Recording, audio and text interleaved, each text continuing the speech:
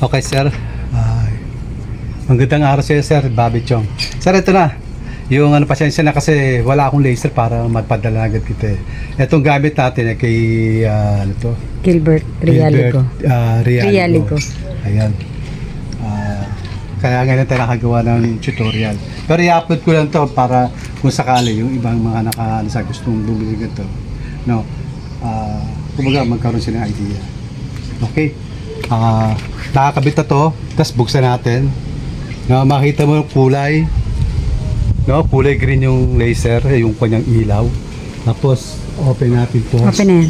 Tapos kailangan kasi nakagato rin para mas 100% maisero natin.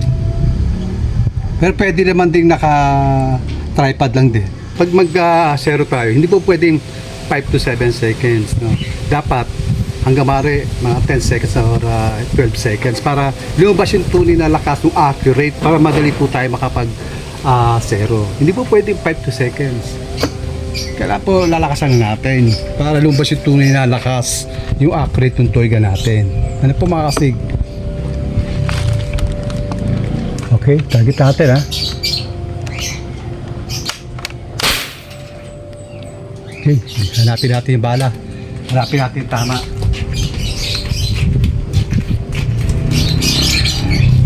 So ito mga kasig, no? Wala siyang butas, dapat walang butas para hindi tayo malito. Ayan lang tama niya, oh. Kita niya mga kasig. Diyan natin ito, itong mismong ilo na to, yung green, dito po natin itatama. Diyan po natin papupuntahin.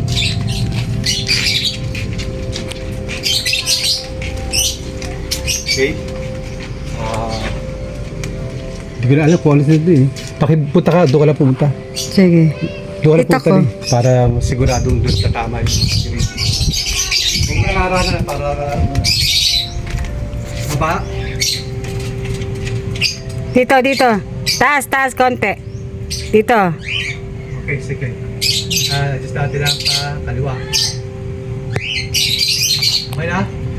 Konti. Dito. Yun. Yan, okay na. Okay na? Okay. Okay mga kastig, tama na natin ito. Titignan natin kung makuha agad natin sa isang ano. Open. Close pa Okay yan. siya mga kastig. Kasi pag magsasero tayo, tapos kakarga natin ng 4 to 7 seconds. Hindi, para sa akin kanya-kanya kasing ano yun diskarte ng pagsasero ng mga ganyan laser. Sa akin naman gusto ko mas malakas para lumabas yung tunay na accurate niya.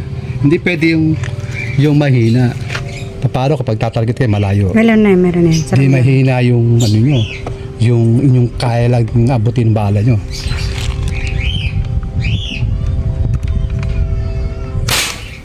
Tingnan natin mga kastig kung tumama siya.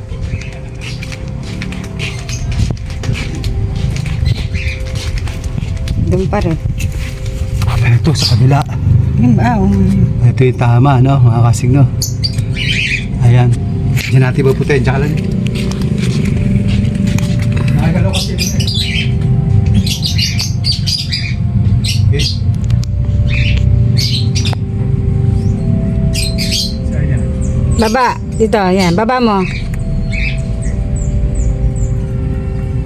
Banda doon. Teka. Kanan?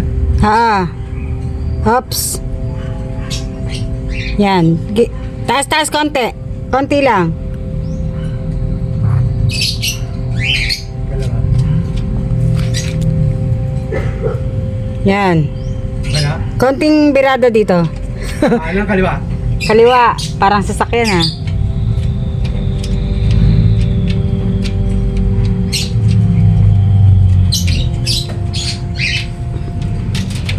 Kanan. Okay. Konti na lang. Yan. Okay na. Good. Okay na.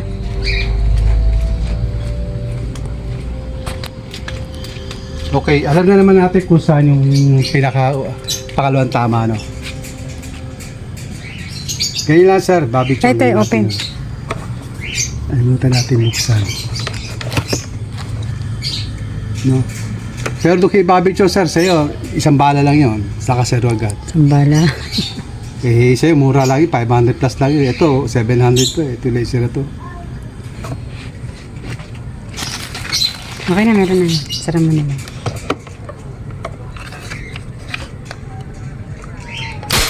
Ayun. Tingin ko tama na. Sureball na.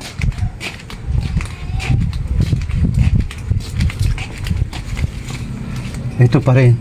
Yan pa rin. Ito? Tama. Pero dapat dito eh. Dito eh. I-adjust natin dito. Adjust mo. Dito sa... Dito na ako. Saka lang. Banda, kanan ano.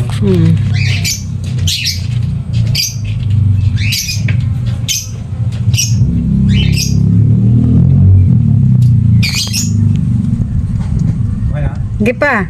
Wala pa. Di pa na-under dito. Doon ba? Kanan ba ano? Yan. Okay.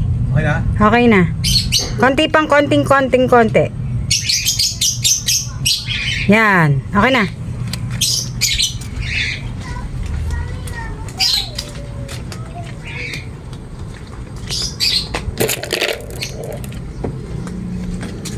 Oh, first time kung nangyari sa akin to na tatlong pang-apat. Apat na. Kay Bobby Chow sir sa'yo, isa lang Sa yun. dalawa. No? Sa dalawa. Parehas yun. Dalawa yun, laser. Dalawang bala lang. Ito. Dalawang laser pa yun. Tay, meron ng bala yan. Meron na. Okay. Kailangan talaga doon tatama eh. Yun. Good. Tama ito. Sigurado na.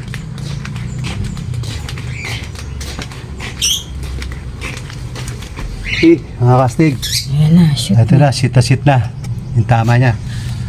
Okay, ano lang natin doon, no? Maglalagay lang tayo ng ano doon, target natin. No? Okay, balik na natin to kasi nakasero na naman siya.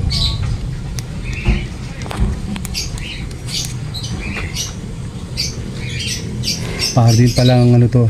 Pero dito lang ito nangyari ngayon lang na ang gamit natin ay ilang bala? Apat. Apat. No? Kung kailan siya mamahalin sa Hawakan mo tayo, baka kalabaw. saka siya ano.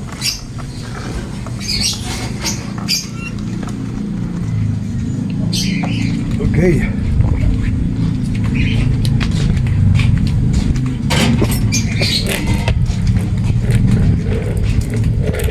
Mga plastic ha. Karga natin. Open bolt action tayo siyempre. Tapos karga tayo. Ako kasi, kung magkarga talaga ako, marami, no, matagal. Pero wala 30 seconds, ano. Siguro himahina sila nito si ano yung nag-comment sa akin na 30 seconds. Pero wala nang problema kung 30, 40 seconds eh.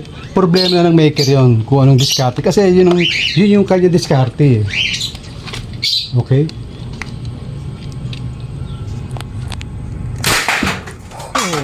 Okay. Ano, wala tayong ano, hindi mo dapat sabihin pa yung 30 seconds man, ano. Pero wala 30 seconds. Kung 30 seconds man, siguro wala ka nang pakialam doon. No, di ba kasi siyempre gawa ng yun ang diskarte ko eh. Lalo pag nagsisero, iba ba tayo ng ano, ng pamamaraan. Sabi ko nga, ang mga maker, iba-iba ng pamamaraan ng paggawa ng toy gun. Iba rin ang pamamaraan ng pagkarga. Gumawa ka ng iyo, pagkatapos, i-live mo rin. Yung pinaka-the best doon.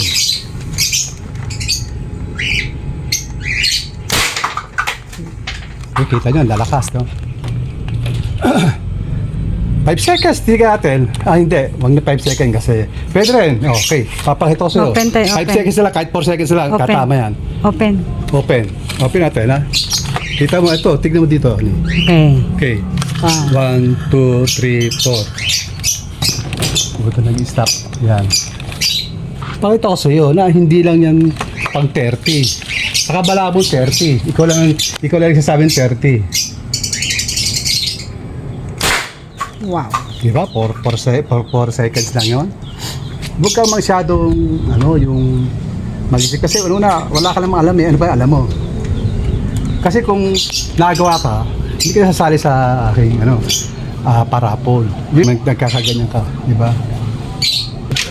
Saka huwag ka masyadong mag-advance mag-isip, no? Hindi mo pa nga nalalaman eh, advance ka agad, pinapangunahan mo agad yung ginagawa ko, di ba? Sinasabi mo 30 seconds. Wala naman 30 seconds yung pagkakarga ko. Matagal lang ako magkarga, siguro mga 15. Ano, siguro. Ano? Pero sa 30 seconds, siguro baka na naginip ka lang siguro. Ano? At bukod doon, kung 30, 40, 50 seconds tayo magkarga, wala ka nang pakialam doon kasi yun ang diskarte ko eh. No? Kasi gusto ko nga, mas malakas. Kasi mas maganda, mas matagal, mas malakas po yung ating pressure ng hangin. Tapos pakikialamanan mo, di ba? Hindi mo dapat pakialam, dapat gumawa ka ng iyo, tapos mag-firing ka rin, i-live mo, pakita mo sa mga tao. Yun ang tama. Kita mo, 7 seconds lang, bumubutas ng Pilox, oh. Ito, napakatigas nito, isipin mo, oh. Butas yan, lampas dito. Diba? May sabi pagkakato kasi may manipis, may makapal. Ito mga castic, hindi po yan maano. Pwede po totoo po manipis. Pero try nyo, bumaril lang ganito. Huwag lang yung malapitan ha, yung mga apat na tipa. Talagang sargo yan. Subukan nyo na malayo, kahit yung malalaki matball. Ibarin ng 10 meters. Tignan nyo kung babaon. Kung wasak talaga, hindi rin makakaano yan.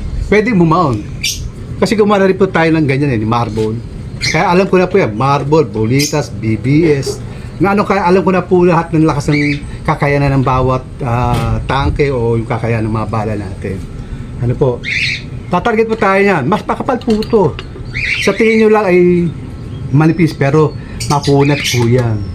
Kaya sabi ko nga sa inyo, itry nyo kahit marble na malaki, yung old version. Ibarin nyo po ng ganito kalayo lang, 10 meters lang. Tingnan nyo kung ano yung magiging resulta. Ano po? Ito po sa akin, malalayo po yan kasi hindi natin malalaman po pag tatry tayo ng isang matigas sa bagay, malaman natin yung penetrate. Kung babarilan po tayo ng 5 meters lang o 4 meters, hindi po doon nakikita ang lakas. Ano po? Makikita ang lakas ng ating toy gun kung lalayo po tayo ng kahit 10 meters lang. Tapos makita natin yung resulta. Yun po yung dapat para makita natin kung gaano kalakas talaga yung ating toy gun. Kasi yung 10 meters medyo hindi naman sa pagano, medyo malaki na rin po yan. Doon makita talaga kung gaano kalakas po yung toy gun natin. Kaya sabi ko nga po sa inyo, subukan nyo, mag-live po kayo. Diba? At least makita, hindi po pwede yung boka-boka lang. Sabihin natin 10 meters, wala naman 10 meters, diba? O kaya sabihin natin 25 meters, hindi naman natin ang sukatan. Pwede po ba ipanukat natin, bunganga, di ba? Hindi po nagagamit yung ating bibig sa pagsusukat, kundi gamitan po natin ang tamang pagsusukat. Ito po, ginamitan ko na to. Naka-upload na po dyan. No, medyo matagal-tagal na. Sukatan po natin ito, 10 meters po ito. Okay, babalik po tayo ng dapat pipintura eh. Para makita nila yung lata, yung pintura. Wala tayo nun.